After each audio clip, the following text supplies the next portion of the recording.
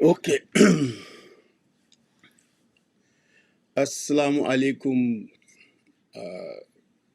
wa Facebook small fellow Gambians yi yàlla xam na ne namoon naa leen it's been a while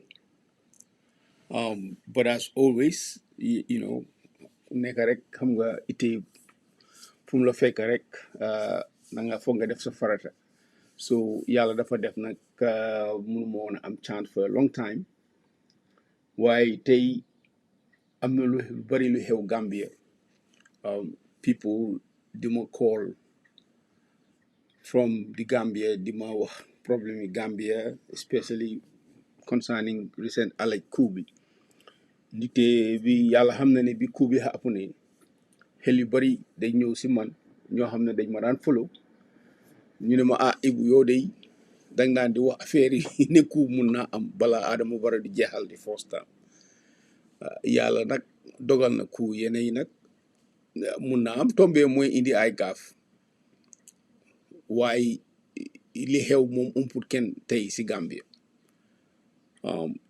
te for the most part lii lañ doon di la ñoo try pour aar looloo tax ñuy wax nag aayul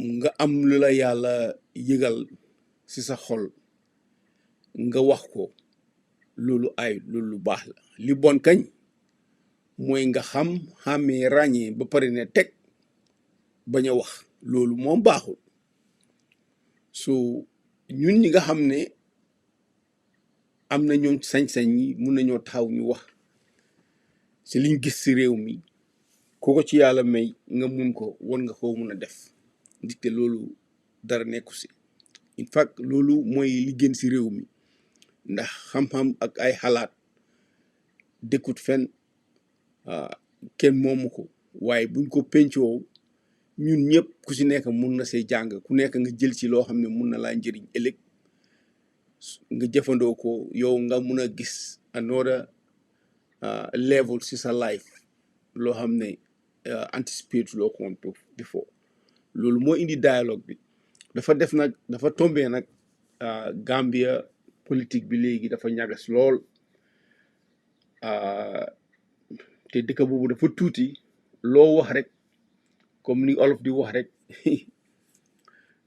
génn golo gudda na waaye boo ko déggaatee rek borom yëg ko ñëpp ay mbokk lañ te loo wax tudda tur wala nga ne diw sàngam laal nga diw sàngam ak ay mbokkam ak ay ñooñ ak ñeñoom ak ay xaritam bu ko defee nag mu jur leneen loo xam ne yow loolu du woon sa intention sax so moo tax wax Gambia neexul te politics foog ñu criticize sant is a contact sport doo expect ki nga xam ne bokkut yow gis-gis muy all the time wax yow lu la neex man itam du ma expect koo xam ne bokkuñ gis-gis mu wax lu ma neex waaye nag ku nekk mun naa wax li nekk si yow te fekk saaga amut waxante yu ñaaw amut jëfante yu ñaaw amut réeroo ak noono ŋàññante xasante am bokk ci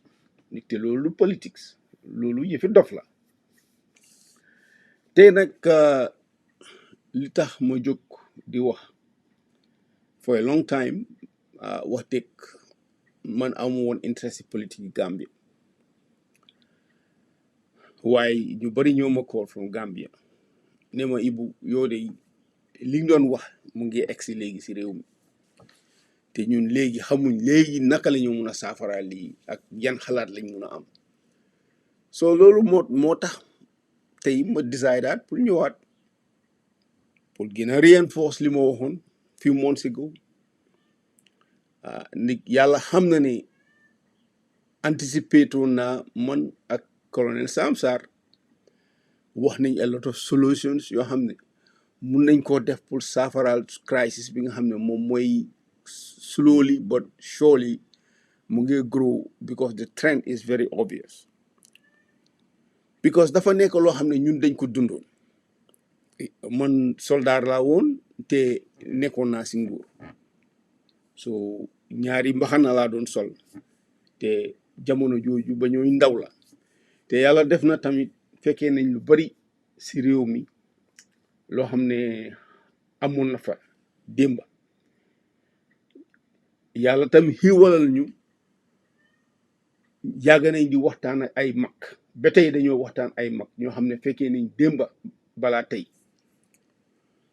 so mënuñoo jël all that wealth of experience ñu toogee ko te gis na réew mi li fay dox du jàmm ñu ne teg bañ a wax bu ñu borom ndomba tànk yi dégloo wasalaam du leen wàññi dara pour déglu ñun li ñuy wax because óor na ma óor yàlla ne ñoom ñu si bari am na jéego yu ñoo jël si réew bi óor na ma óor yàlla ne dëgga dëgga nguur gi bari na ay cuune lool ndikte am na yenn jëfit boo ko defee rek ku xam nguur dina xam ne ñii li ñoo def xamuñ ko xam nga bi président Barrow wini 2016 kenn yaakaaru ko woon moom si boppam yaakaaru toon mënutoon a gëm sax ne moom gañe na naka lañ ko woytee Yaaya Jammeh waaye nag yàlla dogal lim dogal ñoom seen worst fear liñ doon gëmuñ woon sax ne mun nañoo gañe Yaaya Jammeh nangu results waaye Yaaya bettaleen announce ne moom d'accord na ne gañe nañ ko waaye moom itam mu tarxiis def big mistake turn around ne dafa cancel elections te moom amul authority boobu leneen li si xew yëpp xam nañ ko ñu jël Adama Barrow yóbbu Sénégal number one big mistake ñooñu xam ne nguur gi préparé wuñ woon pour toog ndite nguur sooy xëccoo nguur dafa fekk yow liñ dee ooyee you are ready from day one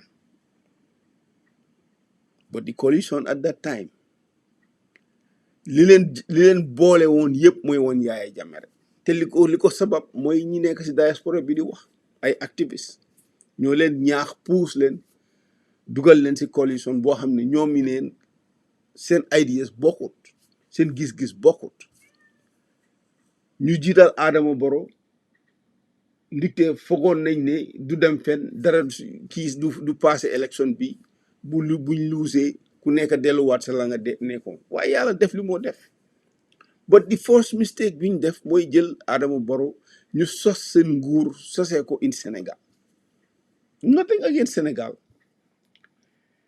te ñun bokkoon naa si ñoo xam ne ñu doon advice ne leen li ngeen a def yéen a ngi make big strategic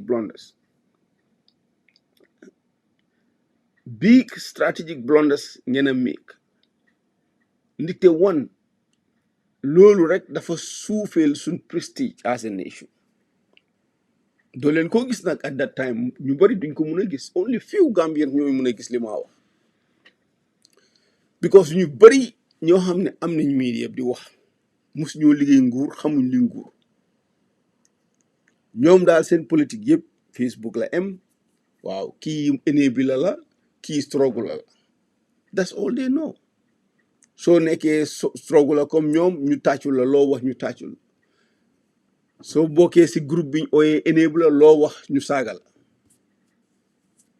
politique bi moo fi nekkoon tey nag moo ñu indil tey problème biñ nekk nii sovereignty Gambia bañ koo compromise it was in 2016 ba Adama Barrow demee to Sénégal Macky Sall di negotiate suñ own internal affairs pour naka la fa Yaaya Jammeh war a génnee naka la Barrow mun a ñëwee toog ñu jógee foofu ñu ne dañoo indi économique ñu ne lu tax ngeen indi économique xeex amul Gambia ñu ne waa stabilizing force la te ñëpp xam nañ stabilizing force around the world naka la demee ak naka la fa taajoo lii yëpp ñu doog yàgga di ko criticize ñu jàngat ni président Barrow sign na ay agreements ak Sénégal ak Macky Sall kenn xamu ko as a president mun naa sign accords waaye accords yooyu will be non-binding unless and until mu jël those agreements ak accords yooyu president ku di National Assembly ñu ratify ko man si li ma jàng laa wax mais bi National Assembly bi am na documents ñu ratify waaye man yëguma ko su dee am it am na it I stand to be corrected but then the consequences is mooy li nga gis ni tey man understand na lu tax Barrow bugga faa bàyyi di Senegalese it's common sense it's very obvious ndigte yaa ngi dispose a man koo xam ne soldat la woon dafa entrenchon boppam si réew mi for 22 years 22 years du lu yomba ku fa nekk 22 years pour nga mun a génne his effects dina la jël more than 15-20 years or an entire generation pour nga turn around wëlbati xeli nit ñi psychology and a lot of things yoo xam ne moom jeexital yam fa bàyyi woon si nguuram mu mun a change completely 360 degrees turn around waaye mënuloo ñëw rek nga foog ne ay commission ak ay security sector reform ak yi ngeen a def ni yëpp foog ne mun ngeen a change things root out the real problem it's going to be hard te unfortunately sax li gën a handicap président Barrow mooy situation biñ fekk suñ bopp ak Sénégal right now nothing against Sénégal man I strongly believe ne Gambia ak Sénégal dañu war a am a federation I strongly believe loolu suma xalaat la waaye nag xam nga tey that kind of idea du popular because nit ñi ni ñoo gisee Sénégal tey ak the reality li xew ñun suñ reality diggante Gambia ak Sénégal it's not the same tey am na ñuy gisee Sénégal troops yi nekk Gambia as occupying force and rightfully so mënuloo ko deny mënuloo jël a section of the country fu mel ni Fooñi nga militarize ko ñooñu mënatu ñoo am jàmm mënu ñoo live as proper citizens ak seen private rights yi nga xam ne ñoom lañ yelloo like every other Gambian lu tax ngay mun a militarize Fooñi te mun a militarize loo Jimara loolu naka nga ko mun a explainer that's a very difficult tough sell and these are the problems yoo xam ne Adama Barrow lëjal na boppam si dafa entangle boppam si this kind of criticisms yoo xam ne foog moom mu jël initiative yoo xam ne Gambians si nañ mun a satisfy ne kii am na kaddu su réew mi ndikkee recently nii lii xew seriously Senegalese troops def drone attacks ñii ne si border bi la ñii ne si biir Gambia la ñii ne in Sénégal la waaye in any case ñi ngi rey from those drone attacks discover nañ ni ñu ngi amee woon Gambian documents ndax legitimate citizens lañ we don't know ndax refugees lañ woon we don't know waaye border bi historically has been very fluid Gambia ak Sénégal dañ xaaj one ethnic nation xaaj leen ñaar ñun ñëpp majority yi nekk Gambians tey suñ cosaan Sénégal la ida sa cosaan jógee Jolof wala sa cosaan jógee another part of Sénégal wala Casamance it doesn't matter immigration loolu ba yàlla sosee àdduna bi tey dafa happen people move from place to place in search of better opportunities mënuloo stop loolu sàkkatuma nag ñoo xam ne benn xeet lañ benn askan lañ benn làkka lañ benn culture lañ pour Gambian judo Sénégal ñëw nekk Gambian wala Gambian bu jógee judo Gambian nekk sénégalais loolu loolu war ngeen ko mun a expect moo tax dafa necessary pour solve that problem ñu form some kind of a better relationship with Sénégal te yàgg naa di ko wax foreign policy Gambia mu ngi tàmbalee Sénégal and ends in Sénégal suñ ko manage properly dinañ nekk di repeat the same cycle problems yi ñoo nekk nii rek all the time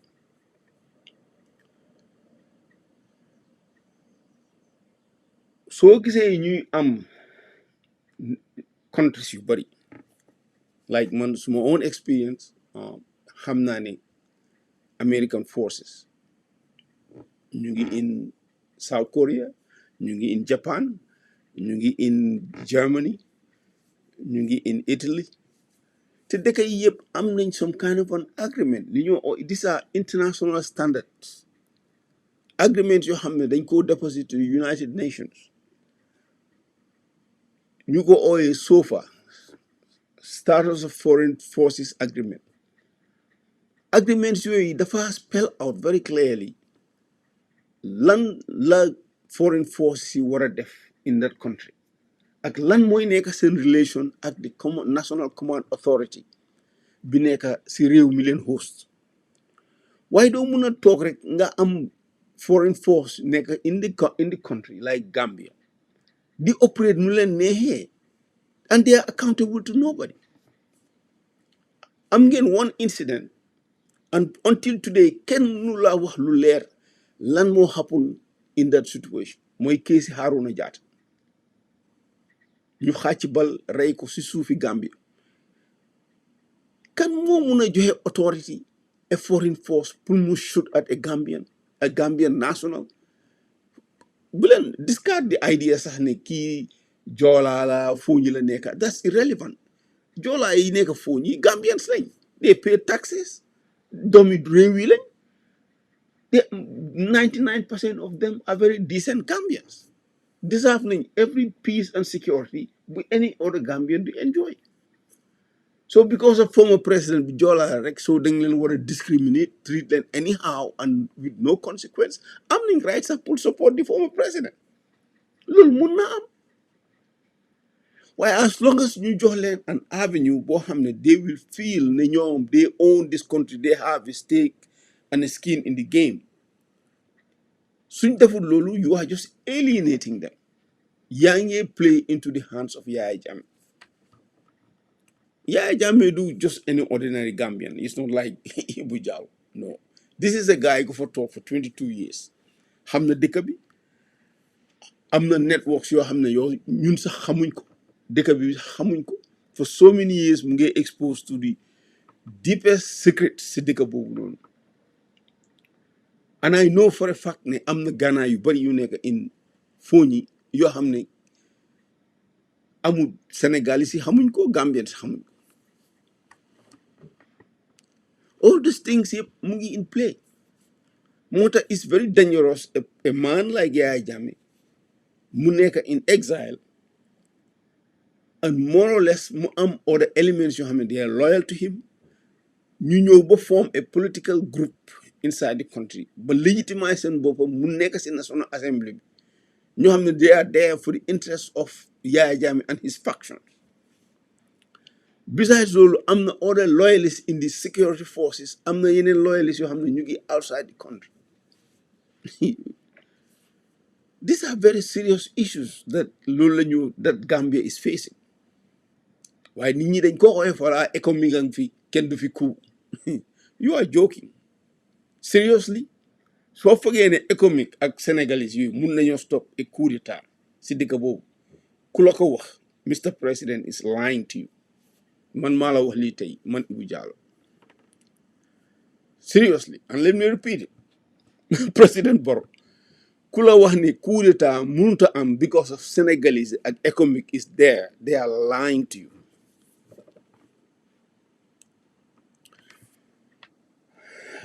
ñaanuma ko yàlla nag, because I'm totally against coup d'état.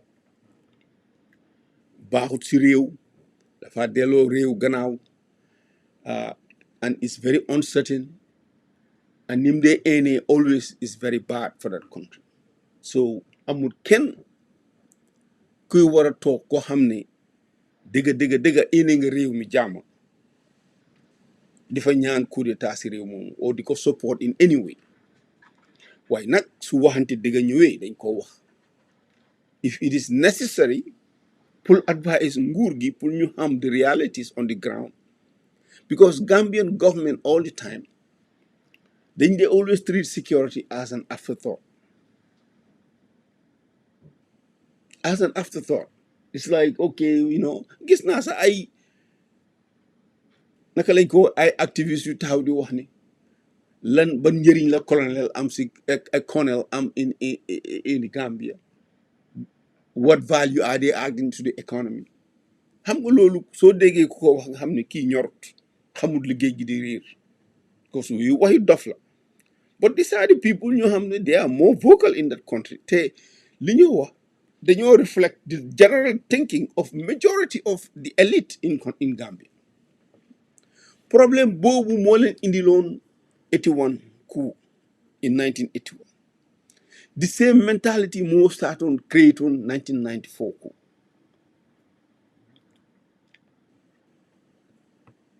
dégg naa tam ñuy wax ñu ne nguur gi li ñoo wax du dëgga, fii benn coup amu fi. lii yëpp soo gisee ñu ko def Adama Barrow waaw dañoo gaa ñi dañoo ñoom ñoo ko fabriqué. Seriously, ban nguur si àdduna bi ak loo yées loo terrible ban nguur si àdduna bi mooy taxaw di fabricate a coup boo xam ne amut. Seriously, yaa ngi open yourself to danger, a can of worms yoo xam ne doo ko mën a tëj te bu dooree nii du stop de. It is not going to stop. I am telling you, unless and until government bi jël drastic actions, the unthinkable actions above and beyond, to put a stop to this. Ndax Barrow dina ko mën a def? I seriously doubt it. I seriously doubt it. Because amul that temperament. I don't see this government, ñu nekk people ñoo xam ne they are really serious in what they are doing.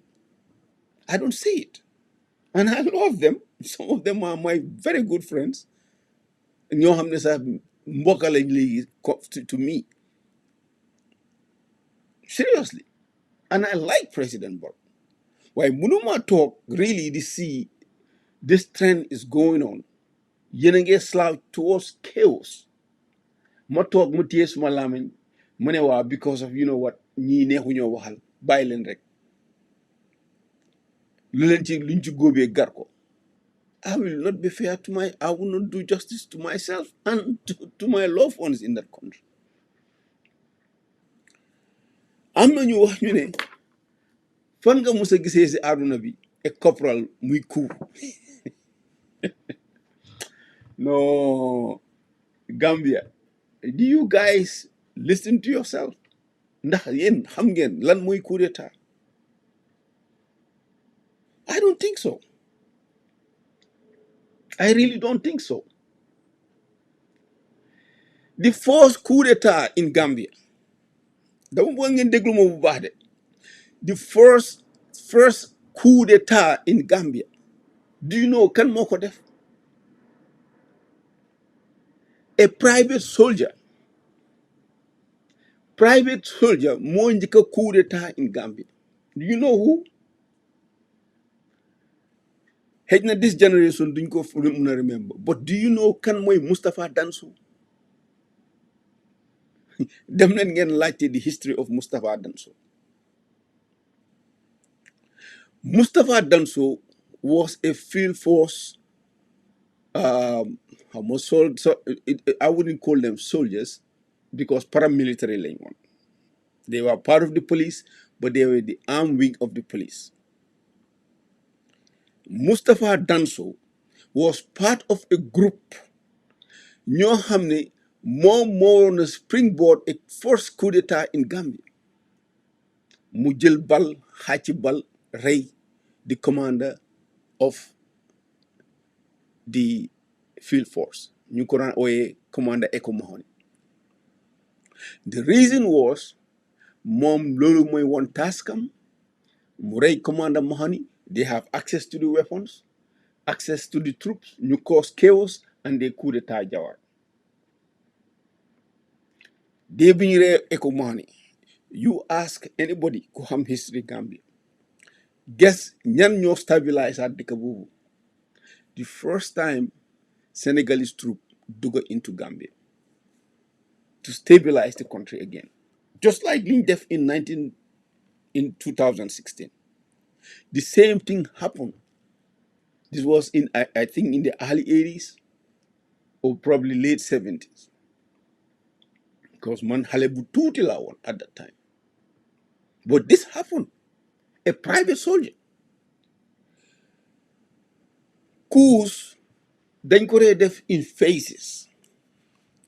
The people ñi nga gis ñu ne arrest nañ leen ay corporals ak ay sergeant were only part of an initial phase. So you plan a coup, especially in an environment bu complex comme Gambia right now, yaa ngi am different security forces. Danga ko plan in phases. ñi nekk in phase 1 duñ xam ñan ñoo nekk in phase 2. ñi nekk in phase 2 duñ xam ñan nekk in phase 3. It's like a pyramid scheme. That's how you run a coup. And so said Lord, the profile of this guy, xamu ñu ne Sano Fadera or whatever. Okay, he's a junior soldier. ñu ne he was a corporal in the Gambia Navy. Kooku moo bëgg a coup d'état. But sociologically speaking, that corporal moo gënoon a even sophisticated and advanced than Yaya Jammeh ak ñoom Edward Singate bi ñoo coup. Because time boobu ñooñu mun nga wax ne seen education fi mu emoon like high school la emoon O level. This guy was in the university. And already foofu la started to get radicalized in the university. Mu join army bi, and there is no doubt the reason mu join the armed forces mooy ultimately find a way naka laa destabilize that country. You can easily read that in his profile. White people are saying, oh no, lii du dëgga fan nga mos a gisee corporal di coup. The first coup d'état in Gambia was a private soldier. You are having questions? Naka la a corporal mun a coup d'état in that country? Are you guys serious? Seriously? Do you know the history of that country? These people ñi coup tey ñi plan so-called government bi arrest ñoo gënoon a sophisticated than Yaya Jammeh, Edward Singate ak Sana Sabally. I can bet you that. And they might not be even the ringleaders. And I seriously doubt that ñoom ñooy the ringleaders. ñoom ñoo feeñagum. Like I said, it was in phases. Am na ñu nekk behind them. While one thing I can tell you,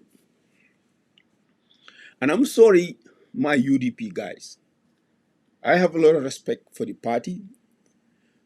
There are a lot of decent people ñu nekk in UDP. There is no doubt about it. And I seriously doubt most of the people I know in UDP, from Usainu Dabo and the members of the executive, any reason to believe ne ñoom they will be involved in anything loo xam ne dafa involve the use of violence pour daaneel nguur. I have to be categorically clear.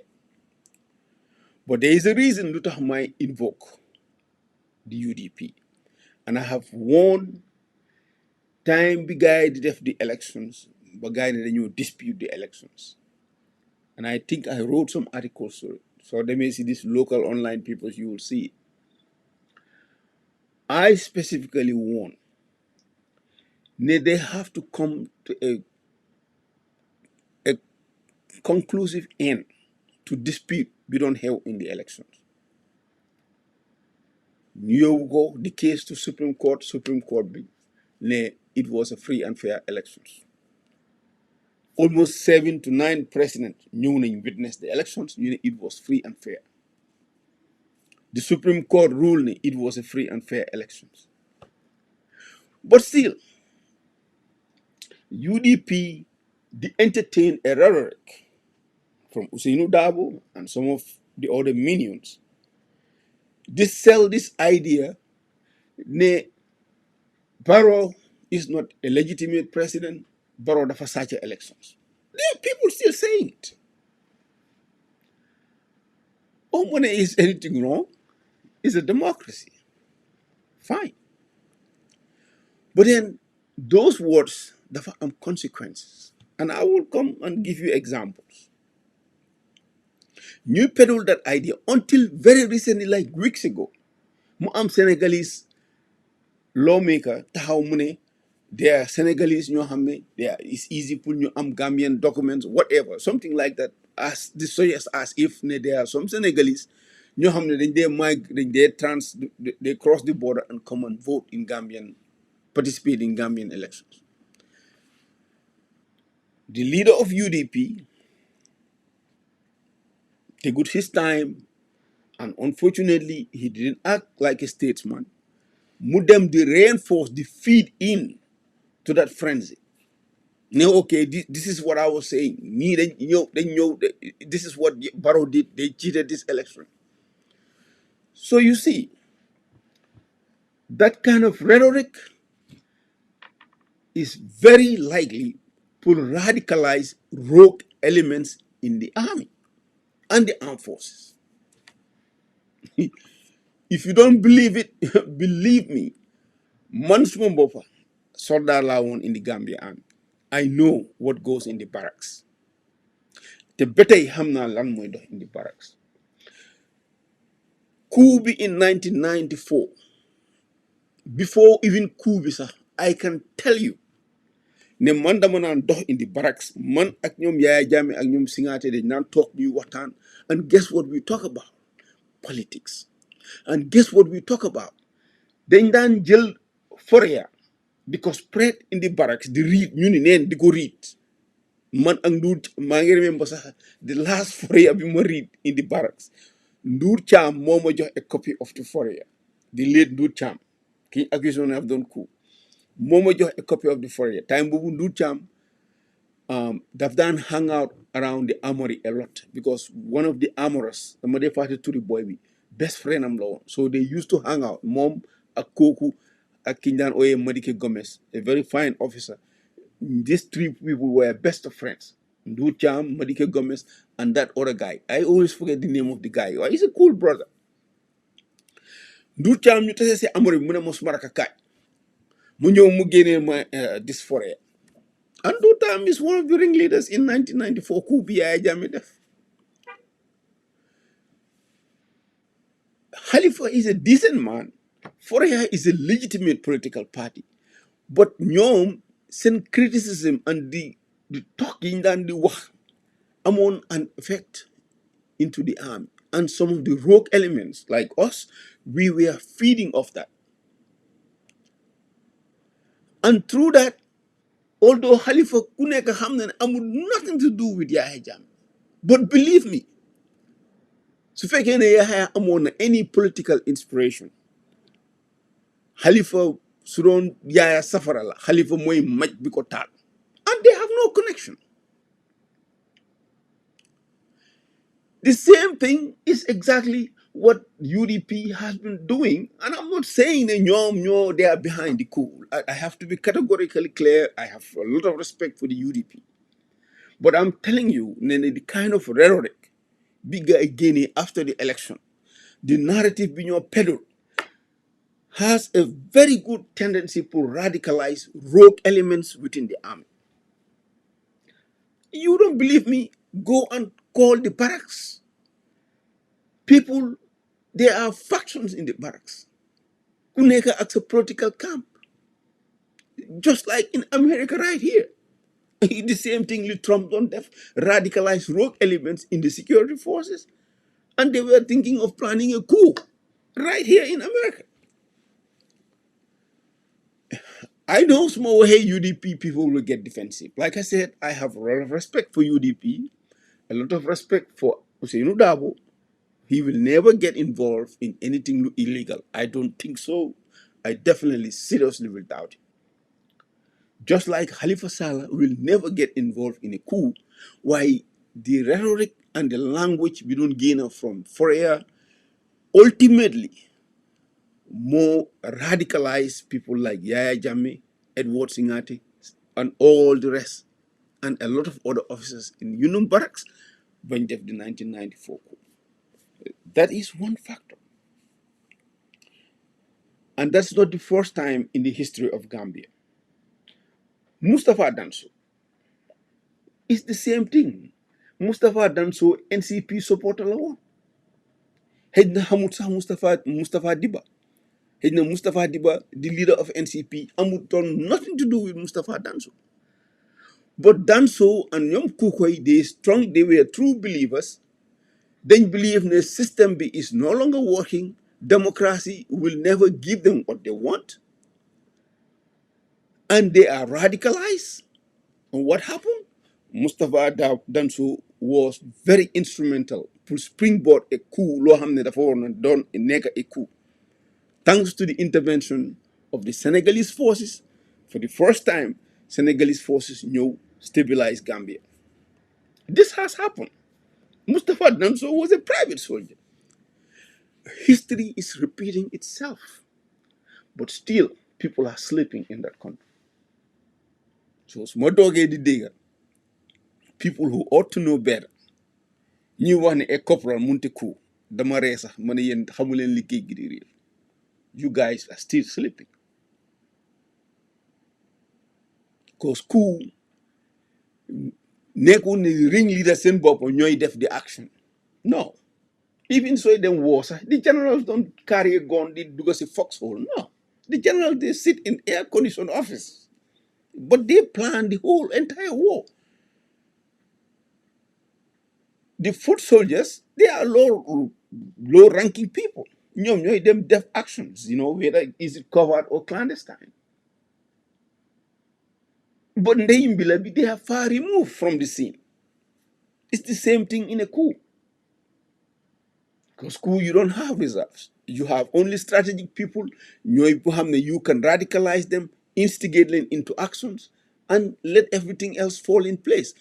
Once Gambia, who knows? Maybe this group, who knows? And I suspect, it's my own theory, I'm not thinking on behalf of Gambia government. Although what are now for very high-ranking people, I think what these people Lingon plan more, either ñu try pour eliminate Barrow si boppam, assassinate ko, or springboard an attack, Baltaka, then everything else will follow from the rest of the army. Maybe there are other senior officers they are involved. They were just waiting for Kanmoy fire the first shot. And then they react as if they are trying to save the government, but then turn around and make a coup d'etat. That is one possibility. Another possibility, they start chaos and then start a popular uprising, because Barrow is really not very popular nowadays, especially in the urban areas.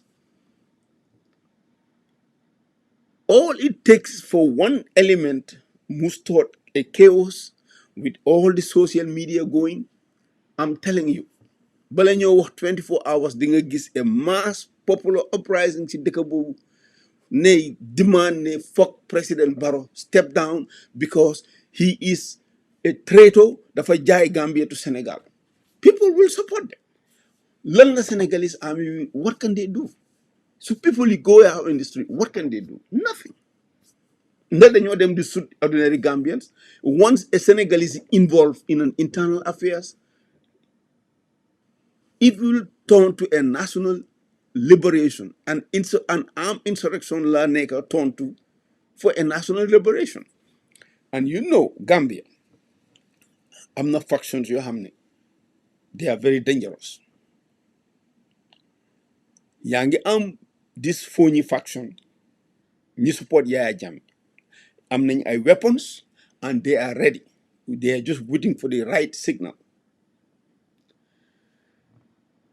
yaa ngi am rogue elements within the army ñoo xam ne ñu ngi am seen grudges.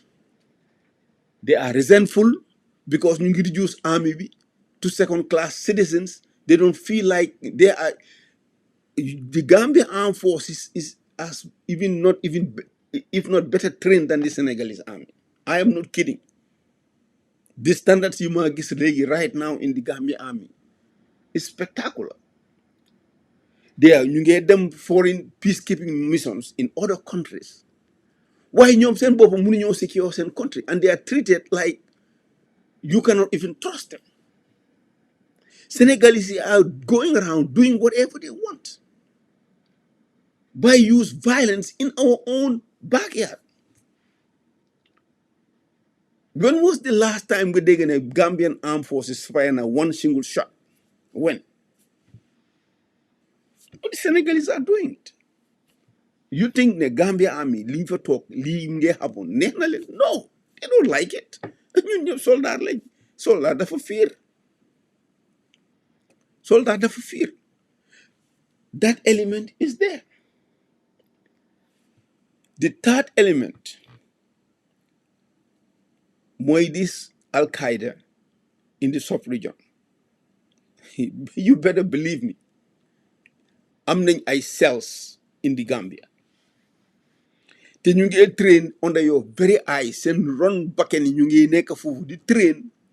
Ñoom itam they have their own hidden agenda. All they are looking right now mooy ut a weak country in the sub-region boo xam ne foofu la ñoo mun a starté and spread their version of Islam in the whole entire sub-region. They are there in Gambia. You can operate on the very nose. I am not making it up. You go and ask. So these three threats are present in Gambia right now. Do you think economic will not stop all these threats? I don't think so. Seriously, they cannot. So now, Yangi am a very disjointed security apparatus in Gambia. Because Gambian armed forces feeling as if they are made to be the national vanguard. It's in own country. As if the administration trusted them. Because Barrow, personal security, Senegalese, the most armed and organized forces in the Gambia are the Senegalese. It's very obvious. Lee do something, I'm making it up, and you can see it. It's there. And the soldiers in the armed forces, they don't like it. The problem, consequences, again, history Gambia, 1981 by 1989, almost a similar arrangement moo nekkoon between Gambia and Senegal. In fact, boobu was better because you have a confederate force boo xam ne Gambians, they were participating in it. And it was very smart and wise. Te man ma Sam Sarr suggested nañu loolu idea boobu ne Gambia government war nañoo am some kind of a defense pact boo xam ne di nga am one company Gambian maybe in Casamance, one company, your 2 battalions Senegalese in Gambia, ñu rotate. And because Gambia ak Senegal duñ musa dem war, kenn ñaanul yàlla sax Gambia Senegal dem war, we will never. Why kenn munta secure Gambia te Senegal amul security? It's impossible. Why Senegal itam kenn munta secure Senegal te you don't have security in Gambia? So the wise thing to do mooy ngeen find a defense pact between these two countries. Ngeen integrate, am some kind of a common national command authority boo xam ne bu dara xeppu ne ñaari leaders or ñaari security heads from both countries mun nañoo talk ñu strategize, because the kind of threats you face is not only unique to Gambia. It's transnational from Gambia to Guinea-Bissau. So if you don't have a coordinated security, a collective security, ngeen defend only Senegal, ngeen bàyyi Gambia, you are not going to win. Wala ngeen defend Gambia rek bàyyi Senegal, you are not going to win. So you have to get some kind of a solid collective security boo xam ne Gambians can feel that they own it. Loolu lu yomb la. Ben Gambian bañu Senegalese. Why, if you give them the impression that you are not relevant, you are not trusted, then you breed resentment. Then the next thing is from resentment, then these rogue elements you can easily radicalize them. You get just put a reason to just sabotage the government or do something bad for the country. They will take that opportunity. We have been warning you people. Man, how hard it is to just do these moves. Happened in 1989.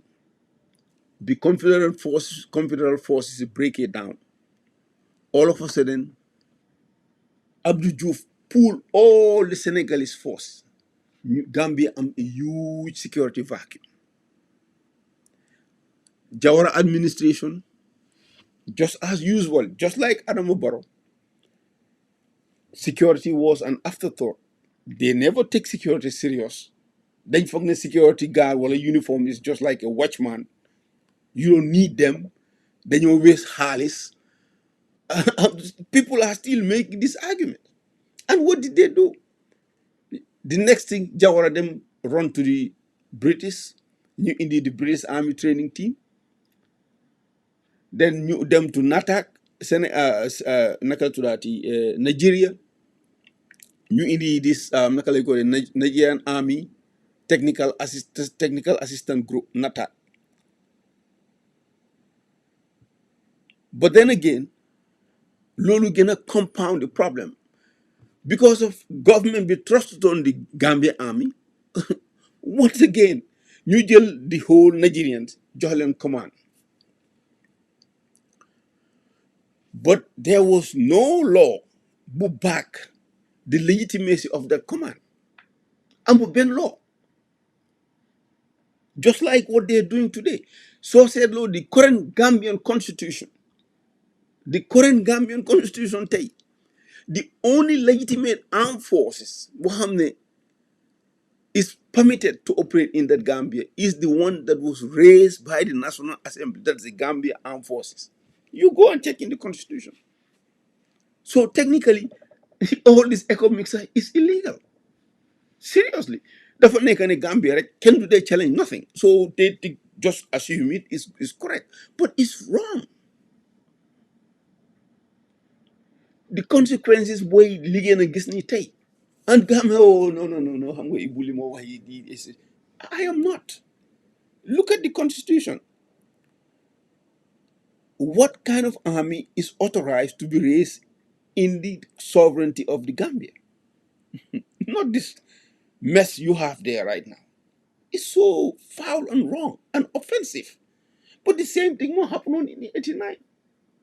In the Nigerians, they were on the strict authority, they should not participate in any kind of armed conflict without an order from Babangida.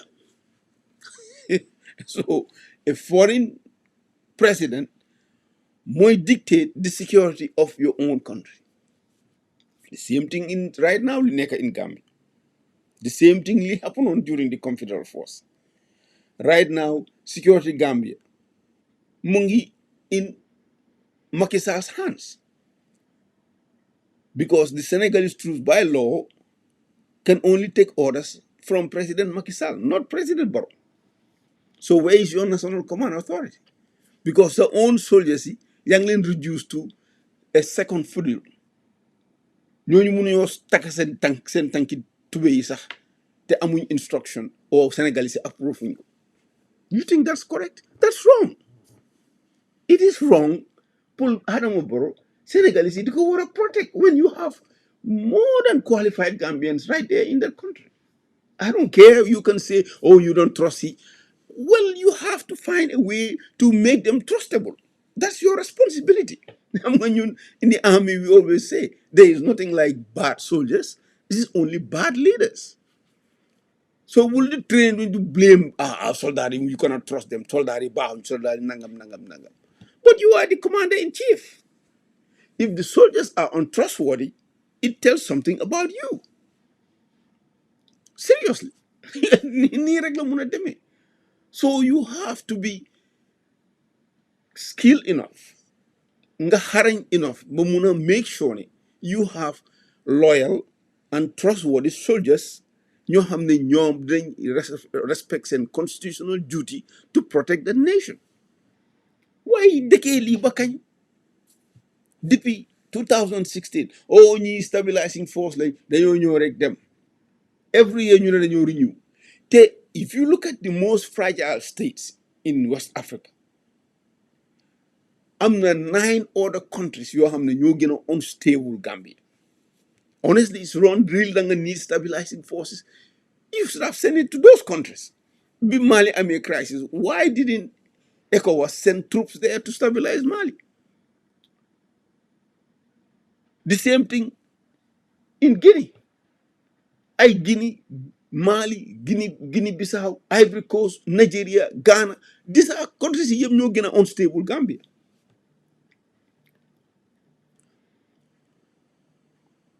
You know, so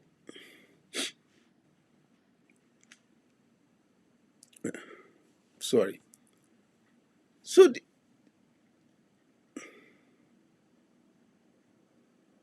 I'm sorry. Oh man.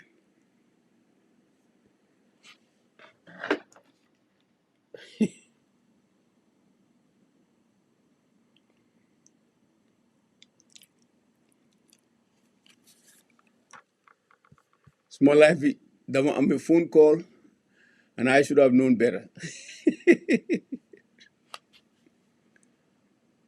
All right, let me fix it again.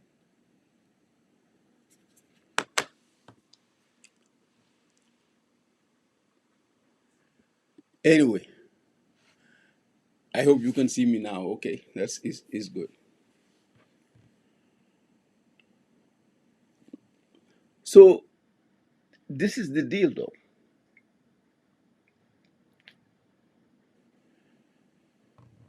You, Gambia, hold on, me fix my internet. Dama ame call FaceTime, so that's why I have to fix it again. I'm sorry, I have to do some adjustment here. So you didn't get digger. Senegal being withdrawn in Gambia, they created a huge security vacuum. Jawara them in the Nigerians. Again, Lulu will create some resentment, and ultimately, Lulu will lead to the coup. Because Binyom Yaya Jame di Gena, di buga dem coup, there was a total security breakdown. Sorry, National Command Authority breakdown. Gambia Armed Forces was never prepared for such a contingency. Because li happened 94, munon nañ ko stop te warutoon happen because the police and the whole security apparatus among them all the information they needed to stop the coup, but they could not because there was a national command authority breakdown. Ku nekk in their silos, ku nekk def lu la neex, people ñu ngi xëccoo turf, and the leader is completely disconnected and out of touch. Does that look familiar and similar? Yes. Mom la ñoo dunda tey in Gambia. Baro lum xam si security rek maybe Senegalese ñoo ko wax or the few people him surrounded bopam. And naturally, the guy is not the kind of person who is inquisitive or curious enough to study in detail. Hamne li foundation in Guram rises or falls based on how sound his security is. Most of the times when elite be in that country, this is what they always fail to realize. And even Barros, Messi Bob Hamza, don't ever compromise with the security of this country. He told him, life, you ñëpp dégg nañ ko. You know, you ñëpp dégg nañ ko. We all had it. Hold on 1 second here. Let me call this lady here.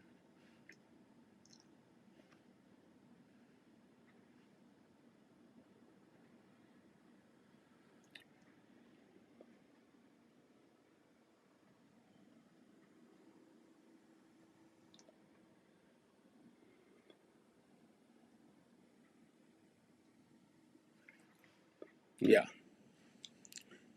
Hello.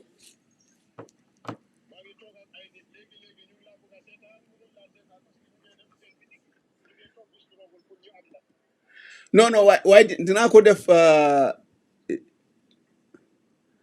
dinaa ko def lifin naka turaati dinaa ko def on YouTube so everybody can see it. Yeah, suma paree rek dinaa ko upload on YouTube. I mean, man mi sax léegi nii suma wife ak ma call so you know affaire yeah.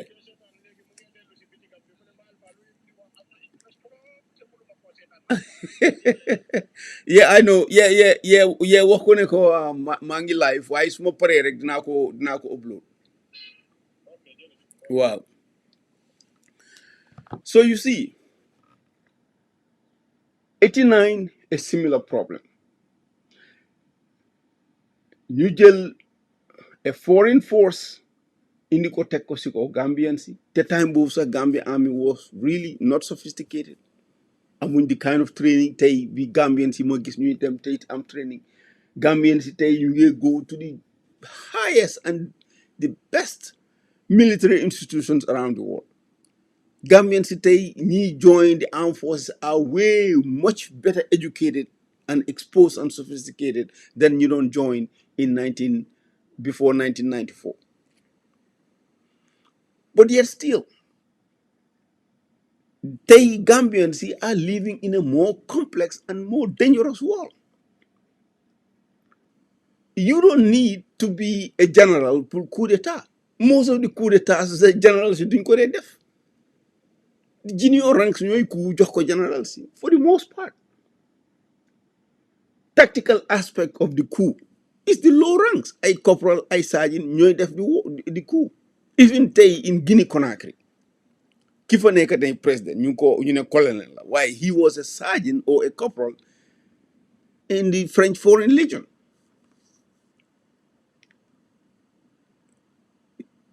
Air Dema, Ngasimbe Air Dema, Bimo coup in Togo, or is it Togo? Or yeah, I think it's Togo or Benin. I cannot remember. Banlasi Nyari Dekayu.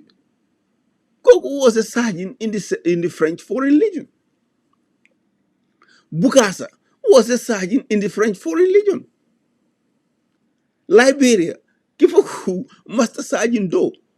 He was a Master Sergeant. Hamuton Dara. Angale bu correct sa bu straight munu ko wona la.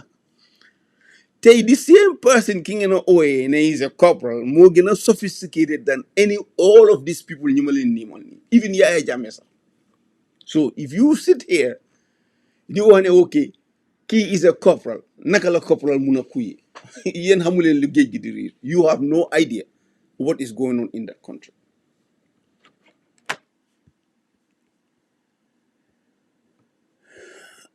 And I always emphasize it. I'm got all of Njay dafa wax mu ne olof njaay dafa wax mu ne guy gay doon bentenki o garab gay doon bentenki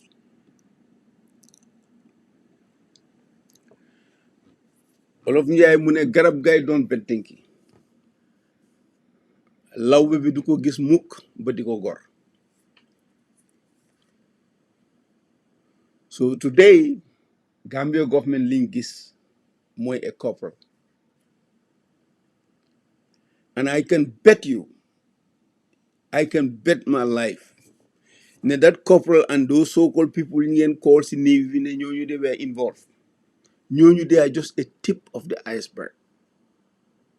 ñooñu ku xam profile yi the so-called ringleader di nga xam ne this man has been radicalized just like Yaya Jammeh and the boys ñun how we were radicalized in 1994.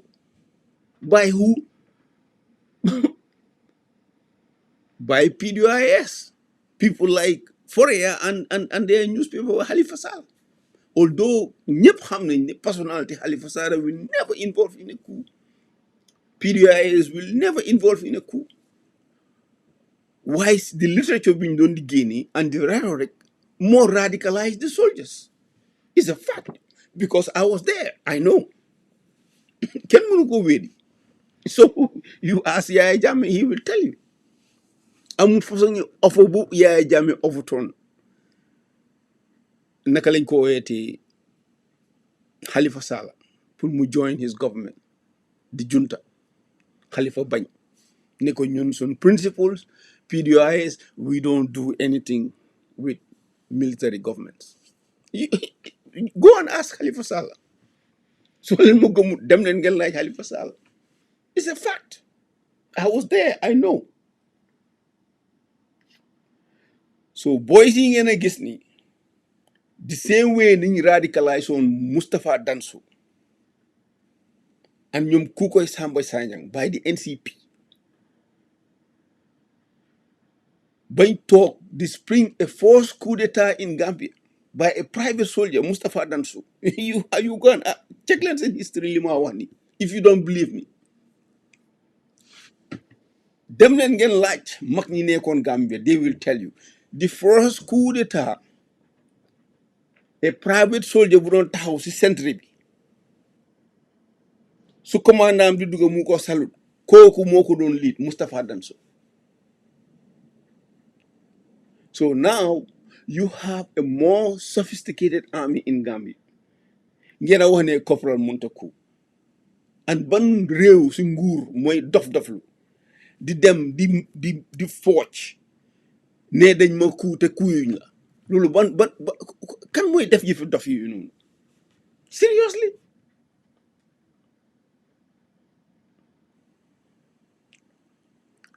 Seriously, who in their right mind will do that? Yes. Moja G. Thank you, Mbai. You are right. These are the people. Moja, the voice of the future. Time bo ñom guy xam nañ ñi ko daan def sax. Voice of the future. You ask.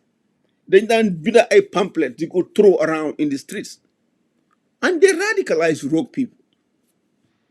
All it takes mooy benn dof rek nga am si army bi ko xam ne jegeñ na baro mu nga radicalize ko nga ne ko defal sa liggéey dañoo eewu suba rek kooku jël bal ne tal baro. And if you look at Barrow, the way he moves around, he is not security conscious. Man mun naa toog xalaat more than 100 ways yoo xam ne mun naa take out President Barrow. Billahi wal kitaab. And if I can do it, na la óor ne am na a lot of other Gambians ñu ko mun a def.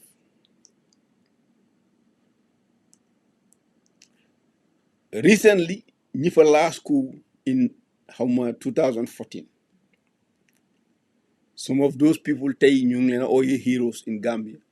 ñooñu the amount of weapons in dugal si dëkk boobu kenn gisu ko. Nobody knows.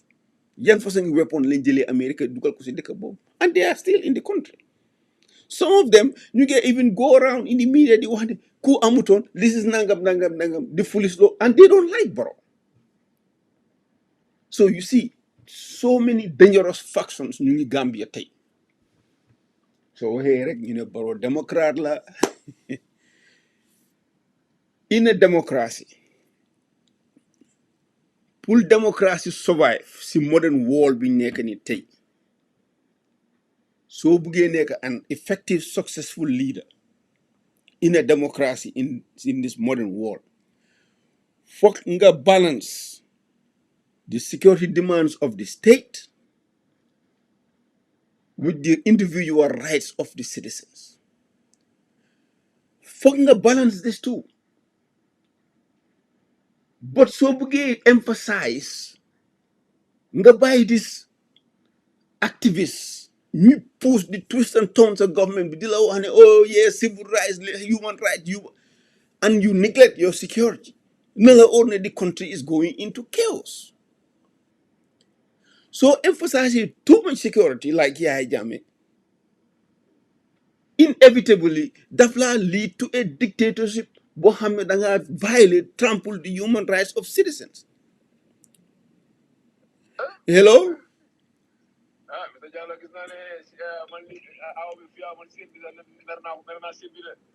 waaw moo interrupt.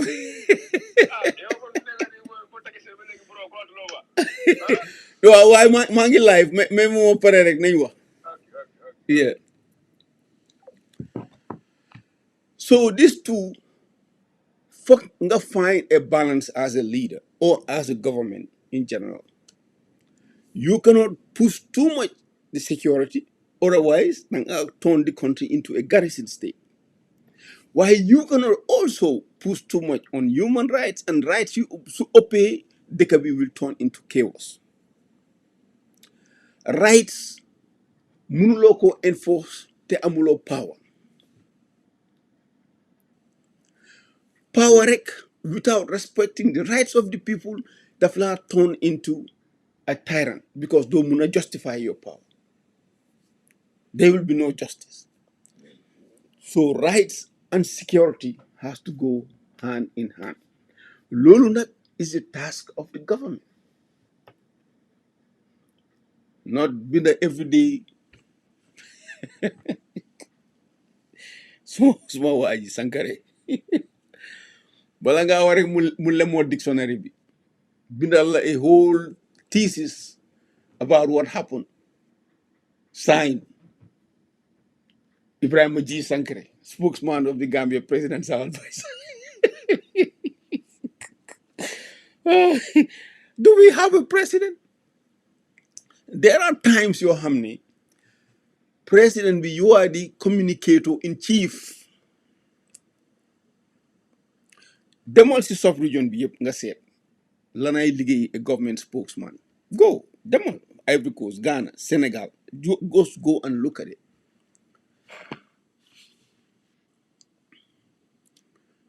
Fan nga mos a gisee a government by press release? A government by press release fan nga ko mos a gisee? yow ki la press release sa déggul angale. He writes a lot of nonsense every day. I'm going to read the language and I just dama yëngal suma bopp rek. What is he doing? Because ñu ne dañoo seal Barrow bugguñ koo expose because of Barrow dafa am a challenge in speaking English. So ñu ne dañ koo seal noonu why they are doing more damage to him.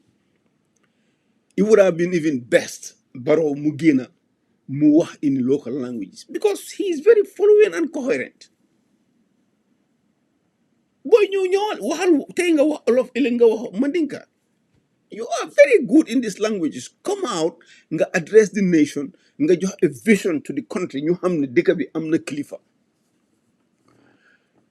Why Monday Ibrahima Sankare binda mu ne there is no coup. Tuesday the same Ibrahima Sankare mu génna mu ne there is a coup. We have rounded them up. Waaye ñi coup sax xamuñ leen. ñi coup sax xamuñ leen. Because they know the last name, they don't know the first name. Xamuñ sax seen ranks. It shows you that there is a serious problem in that government. whoever whoever got the intelligence about the coup is definitely not talking with the people ñi nga xam ne ñoo dem def the arrest. That's why you have that communication gap. One day government bi ñu officially ne there is no coup, this was just an exercise. The next day the same mouthpiece mu génn mu ne there is a coup. So léegi yaa ngi jox an opportunity for the doubting Thomases pour ñu génn di wax ne nguur gi dañoo fen waxuñ dëgg. So you see yaa ngi gën a snowball problems. Léegi you have to come back nga justify li nga waxoon, because doo mun a ñëw tey nga ne is black, tomorrow you come and say is white. It's gonna be either black or white. So nguur gi yéen nay seen nooni boppa through seen government by press release. Yéen a ngi do more damage than any good. Yéen a ngi foog ne yéen a ngi shield the president because buggu leen ko expose to the media. Buggu leen president bi génn out there mu learn the hard way and how to be tough in front of the world, will defend his ideas, defend his leadership on his own, under his own skin. Ngeen da ngeen ko protect, and this is the consequence. Fi mu nekk kenn xamul what the hell is going on in the country. Benn government one day ñu ne there is no coup, the next day ñu ne there is a coup. And even when we there is a coup, mënuñ la wax kan moo def coup bi, because they couldn't identify some of the other members. You joxe a name, they couldn't give a whole name. One name, one called Baji. How many Bajis are in the army? How many Bajis? So Lolo, it tells you that there is a serious problem. Ni jël intelligence bi ak ñi dem effect the arrest are two different groups. And this is why Mosoyesne, you have to change that that SIS. They can change to SIS because I understand, mënu understand NIE, Yahya Jammeh lam fa nekkee woon. But you are not a developed nation, Gambia, pour mun a am an independent, stand-alone intelligence agency. You are not.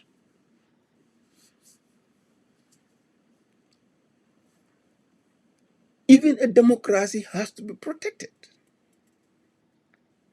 So let me disintegrate. Ku nekk in their silos. Ngeen fragment the security forces. The powers yi ngeen joxoon the NIA ngeen rocc ko ne yéen okay yéen léegi seen job rek mooy intelligence. The kind of intelligence bi ngeen a need pour stop a coup is an actionable intelligence, because Gambia amuñ that kind of outfit pour def some kind of advanced signal intelligence pour mun a predict. Amuñ that kind of resourceful analysis department ñu mun a analyze information, because yooyu dafa need so many other requirements yoo xam ne Gambia will never get it. So yéen ngeen ne da ngeen bëgg a operate like the British MI6 or State Intelligence Service. And even in the law, Gambian constitution, there is nothing like State Intelligence Service. Nothing. It's still National Intelligence Agency. And that contradiction is very obvious in the Gambia, but can address it? Nobody. But the repercussions, because what you have more a useless intelligence service. Well, xamoon nañ ne lii dina happen, but there is nothing they can do about it, because ñun we are not like NIA before. Okay.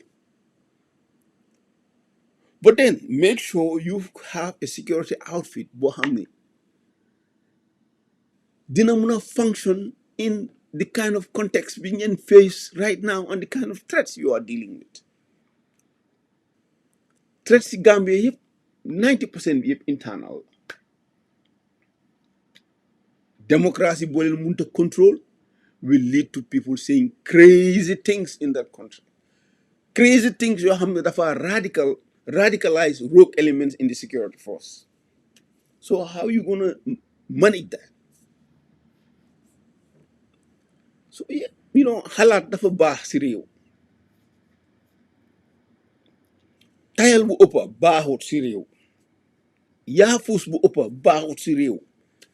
yadak doo def dara. You just react. Can't munta preempt the future, guess a situation, and try to come to a resolution behind it will solve the problem. No, they don't. How are you gonna secure that country?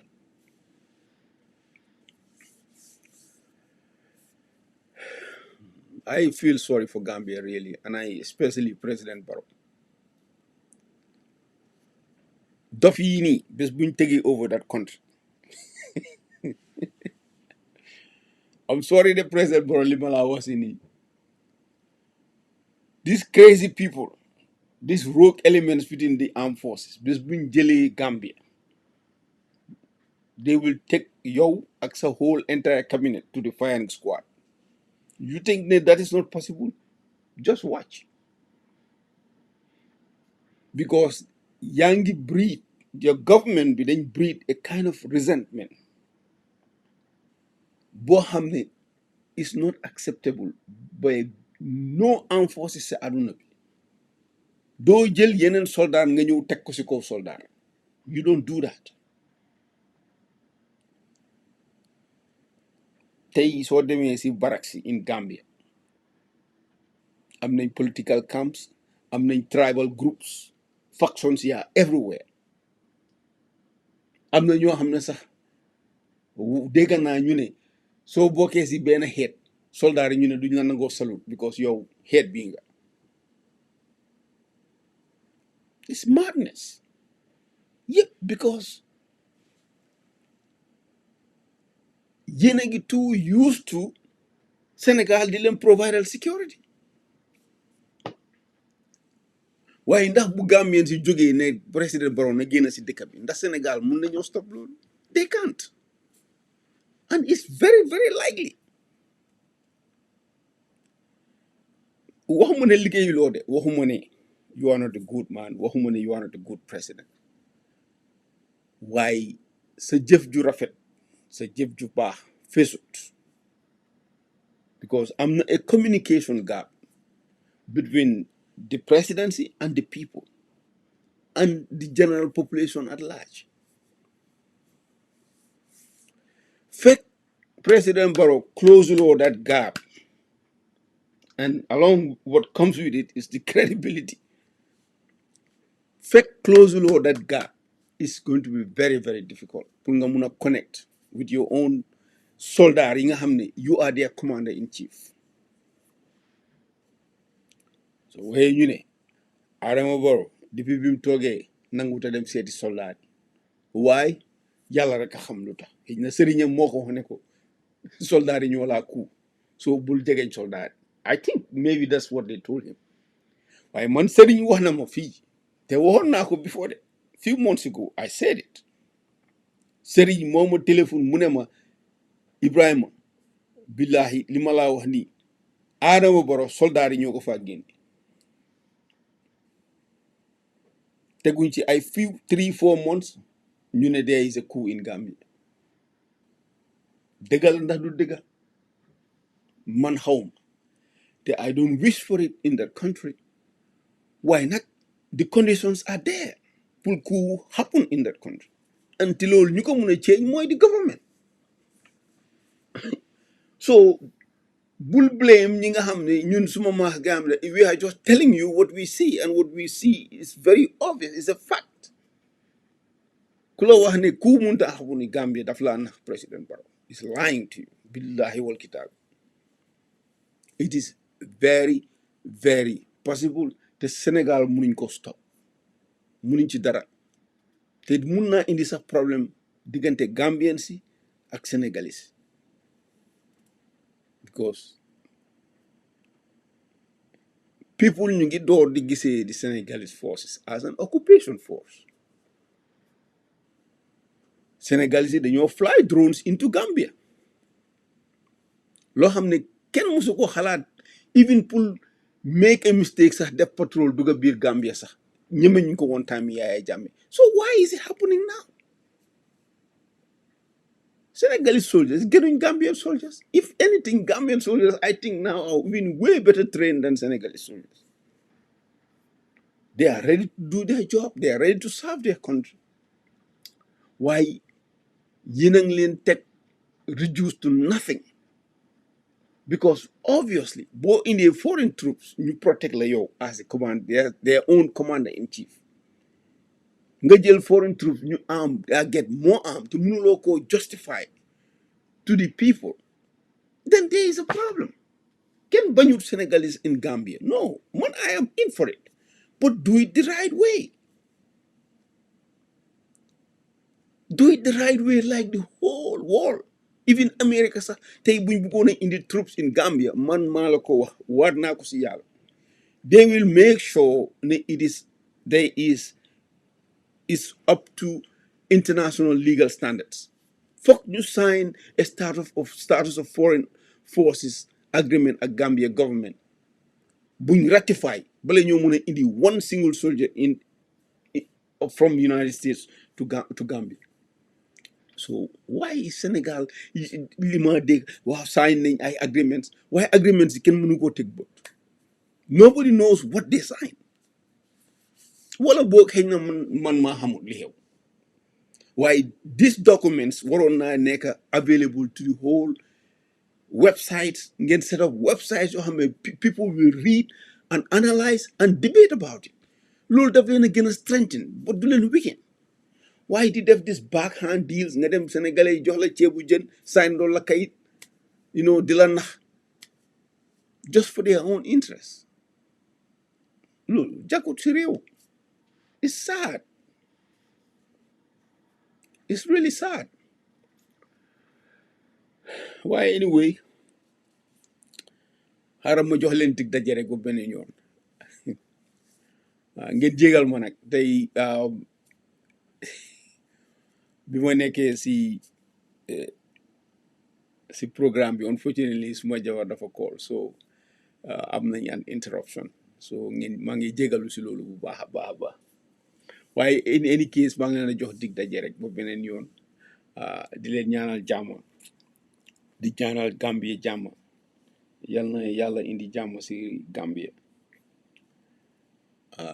yal na yàlla ubbi président Barrow dinaam mu gis interest si Gambie bu baax a baax a baax a baax because man believe naa ne there is a lot of highest level of ignorance going on in that country benn mënu ko solve man kenn toog di wax si mënatuma moo tax I give up already waaye nag lii dafa tombé loo xam ne waxoon naa ko people call me ne ma waxoon nga ko de happen na and I'm telling you again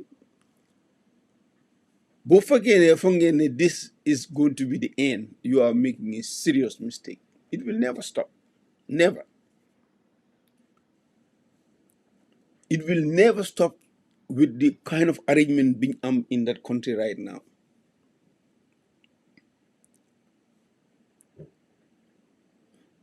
Problem is Sabali nag du ma si dugga because like I said Sabali is my friend, he is a brother. I love the guy personally. Nothing to do with his politics. So foog naa ne is best rek ma restrain suma bopp du ma wax si comment si case am since mu ngi still pending.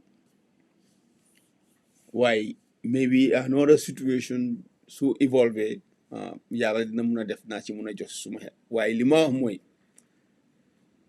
in a democracy pour mu successful President Barrow foog nga balance rights and security.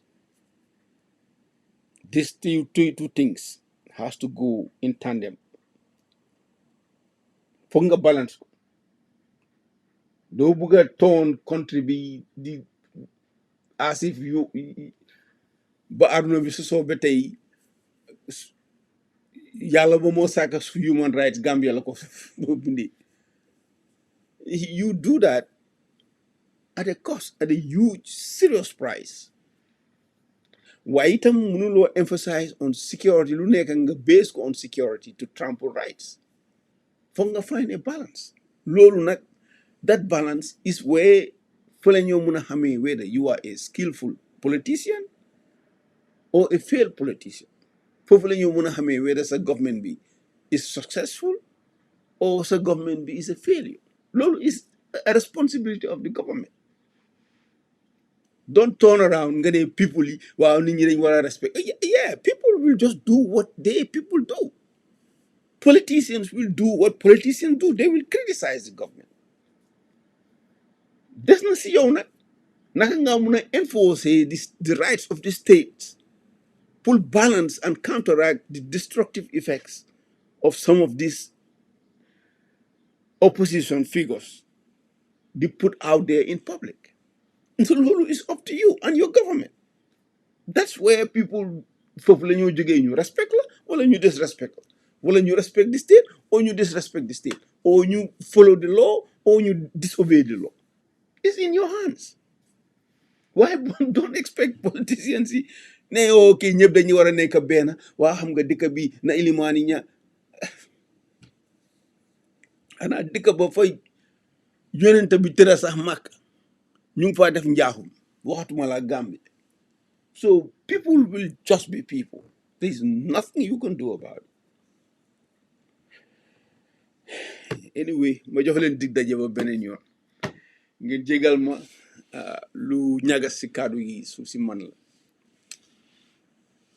lu fi jag lu jub si yàlla man I'm just an ordinary person koo xam ne I love Gambia and I love Gambians and I love everybody.